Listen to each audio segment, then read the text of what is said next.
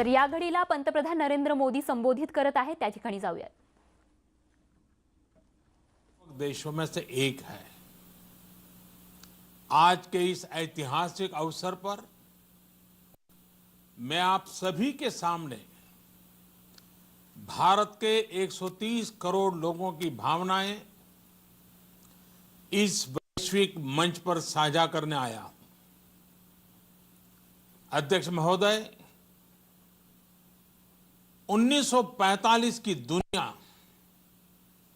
निश्चित तौर पर आज से बहुत अलग थी। पूरा वैश्विक माहौल, साधन, संसाधन, समस्याएं, समाधान सब कुछ भिन्न थे।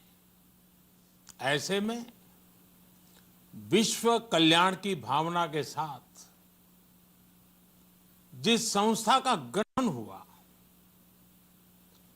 जिस स्वरूप में गठन हुआ, वो भी उस समय के हिसाब से ही था। आज हम एक बिल्कुल अलग दौर में हैं। 21वीं सदी में हमारे वर्तमान की, हमारे भविष्य की आवश्यकताएं और चुनौतियां अब कुछ और है। इसलिए आज पूरे विश्व समुदाय के सामने एक बहुत बड़ा सवाल है कि जिस संस्था का गठन तब की परिस्थितियों में हुआ था, उसका स्वरूप क्या आज भी प्रासंगिक है? सदी बदल जाए और हम न बदलें तो बदलाव लाने की ताकत भी कमजोर हो जाती है। अगर हम बीते 75 वर्षों में संयुक्त राष्ट्र की उपलब्धियों का मूल्यांकन करें तो अनेक उपलब्धियां दिखाई देती हैं, लेकिन इसके साथ ही अनेक ऐसे उदाहरण भी हैं जो संयुक्त राष्ट्र के सामने गंभीर आत्ममंथन की आवश्यकता खड़ी करते हैं। ये बात सही है कि कहने को तो तीसरा विश्व युद्ध नहीं हुआ, लेकिन इस बात को नकार नहीं सकते कि अनेकों युद्ध हुए, अनेकों गृह युद्ध भी हुए। कितने ही आतंकी हमलों ने पूरी दुनिया को थर्रा कर रख दिया। खून की नदियां बहती रही। इन युद्धों में, इन हमलों में जो मारे गए वो हमारी आपकी तरह इंसान ही थे।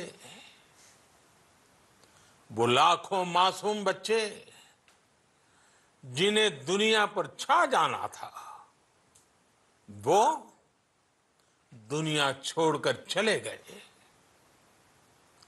कितने ही लोगों को अपने जीवन भर की पूंजी गंवानी पड़ी, अपने सपनों का घर छोड़ना पड़ा।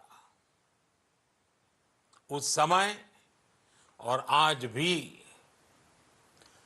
संयुक्त राष्ट्र के प्रयास क्या पर्याप्त थे? पिछले 8-9 महीने से पूरा विश्व कोरोना वैश्विक महामारी से संघर्ष कर रहा है। इस वैश्विक महामारी से निपटने के प्रयासों में संयुक्त राष्ट्र कहां है? एक प्रभावशाली रिस्पांस कहां है? अध्यक्ष महोदय, संयुक्त राष्ट्र की प्रतिक्रियाओं में बदलाव, व्यवस्थाओं में बदलाव, स्वरूप में बदलाव आज समय की मांग है। संयुक्त राष्ट्र का भारत में जो सम्मान है, भारत के 130 करोड़ से ज्यादा लोगों का इस वैश्विक संस्था पर जो अटूट विश्वास है, वो आपको बहुत कम देशों में मिलेगा। लेकिन ये भी उतनी ही बड़ी सच्चाई है कि भारत के लोग संयुक्त राष्ट्र के रिफॉर्म को लेकर जो प्रोसेस चल रहा है, उसके पूरा होने का बहुत लंबे समय से इंतजार कर रहे हैं। आज भारत के लोग चिंतित हैं कि क्या ये प्रोसेस कभी एक लॉजिकल एंड तक पहुंच पाएगा। आखिर कब तक भारत को संयुक्त राष्ट्र के डिसीजन मेकिंग स्ट्रक्चर से अलग रखा जाएगा। एक ऐसा देश जो दुनिया का सबसे बड़ा लोकतंत्र है, एक ऐसा देश जहां विश्व की 18% से ज्यादा जनसंख्या रहती है, एक ऐसा देश जहां सैकड़ों भाषाएं हैं, सैकड़ों बोलियां हैं, अनेकों पंथ हैं, अनेकों विचारधारा हैं, जिस देश ने सैकड़ों वर्षों तक वैश्विक अर्थव्यवस्था का नेतृत्व करने और सैकड़ों वर्षों की गुलामी दोनों को जिया है। अध्यक्ष महोदय, जब हम मजबूत थे तो दुनिया को कभी सताया नहीं। जब हम मजबूर थे तो दुनिया पर कभी बोझ नहीं बने। अध्यक्ष महोदय, जिस देश में हो रहे परिवर्तनों का प्रभाव दुनिया के बहुत बड़े हिस्से पर पड़ता है, उस देश को आखिर कब तक इंतजार करना पड़ेगा। अध्यक्ष महोदय, संयुक्त राष्ट्र जिन आदर्शों के साथ स्थापित हुआ था और भारत की मूल दार्शनिक सोच बहुत मिलती जुलती है, अलग नहीं है। संयुक्त राष्ट्र के इसी हॉल में ये शब्द अनेकों बार गूंजा है, वसुधैव कुटुंबकम। हम पूरे विश्व को एक परिवार मानते हैं। यह हमारी संस्कृति, संस्कार और सोच का हिस्सा है। संयुक्त राष्ट्र में भी भारत ने हमेशा विश्व कल्याण को ही प्राथमिकता दी है। भारत वो देश है जिसने शांति की स्थापना के लिए लगभग 50 पीस कीपिंग मिशंस में अपने जांबाज सैनिक भेजे। भारत वो देश है जिसने शांति की स्थापना में सबसे ज्यादा अपने वीर सैनिकों को खोया है।